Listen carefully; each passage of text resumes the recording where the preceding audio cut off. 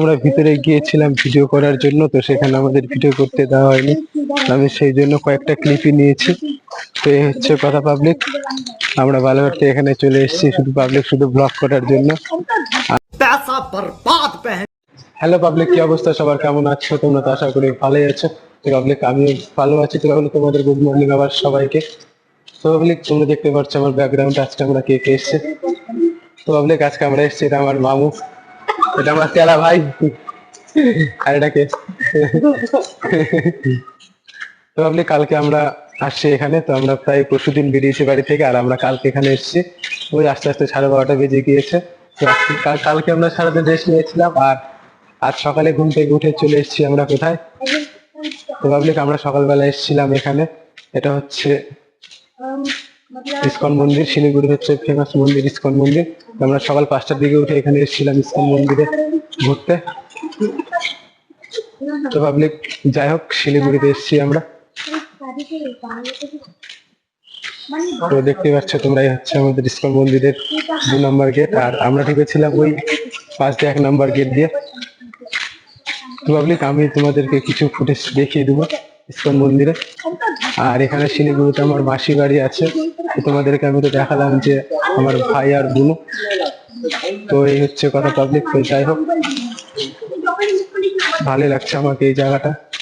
তো আজকে আমরা সারাদিন বাড়িতে থাকবো, আর বাড়িতে থাকার পর কাল থেকে আমরা বের হবো ঘুরতে। তাহলে যাই হোক, দেখা হচ্ছে আর একটু পরে, ততক্ষণ ভালো থাকবেন। তো পাবলিক আমরা শিলিগুড়ি বাস স্ট্যান্ড থেকে প্রায় 7-8 কিলোমিটার ভিতরে এসেছি। তো আমরা যেই জায়গাটিতে আছি সেই জায়গাটির নাম হচ্ছে অঞ্চল বাজার ইসকন মন্দির। তো আর আমাদের সামনেই রয়েছে পায়েল। তো আমরা বালুঘাট বলে হলে অভ্যাস হয়ে গিয়েছে। তো আমরা শিলিগুড়ি বাস স্ট্যান্ড থেকে প্রায় 20 টাকা ভাড়া দিয়ে 3-4 কিলোমিটার দূরে এসেছি পায়েল। তো পায়েল থেকে আমরা চলে এসেছি অঞ্চল বাজার ইসকন মন্দির। তো ভাবলে কে হচ্ছে অঞ্চল বাজার ইসকন মন্দিরের ভিউটা। তো সামনের দিকটা কিছুটা এরকম, আর পিছন দিকটা ঠিক এরকম। তো এখন হচ্ছে সকাল টাইম, মর্নিং টাইম, তো সেই জন্য সেরকম লোকজন দেখা যাচ্ছে না। তো আরেকটু সময় পরে এখানে অনেক লোকজন দেখা যাবে। এখানে ফাঁকা ছিল, তো সেই জন্য আমরা চলে এসেছি এখানে ব্লগ বানাতে। তো ভাবলাম যাই হোক, আজকে সারাদিন আমরা বাড়িতে থাকবো, আর কাল থেকে বেরোবো আমরা ঘুরতে। তো আমাদের অনেক জায়গায় যাওয়ার প্ল্যান আছে, তো দেখি আমরা যেতে পারি কিনা। তো আমরা মাসি বাড়ি থেকে এসেছি প্রায় 1 কিলোমিটার দূরে হবে। এই রাস্তা দিয়ে যাওয়া যায়, কিন্তু আমরা এই রাস্তা দিয়ে যাবো না, আমরা যাব সামনের গলি দিয়ে। তো ভাবলে তোমরা যারা যারা ইসকন মন্দিরে ঘুরতে আসতে চাও তারা চলে আসবা।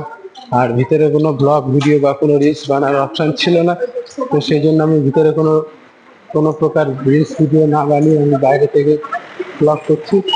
তো আমার ইসকন মন্দির থেকে আসা প্রায় হয়ে গেল অনেকক্ষণ, প্রায় আমরা 1-1.5 কিলোমিটার হেঁটে চলে এসেছি। তারপরে সামনে আর একটা মন্দির দেখা যাচ্ছে। এবং এটা কি মন্দির রে?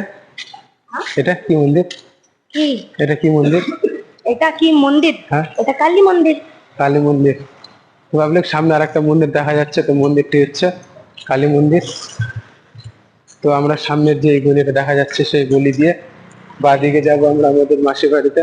তো সেখানে যাব, সেখানে গিয়ে আমরা একটু রেস্ট নিবো। তো কালকে রাত আমাদের ভালো করে ঘুম হয়নি, তো শরীরটাও সেই জন্য একটু দুর্বল লাগছে।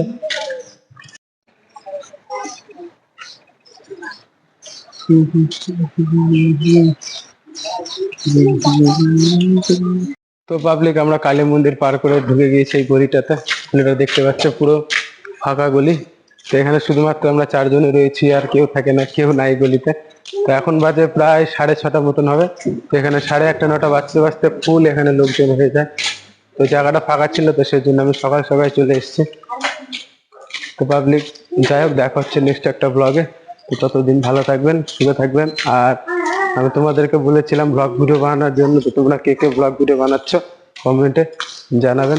তো টাটা, বাই বাই।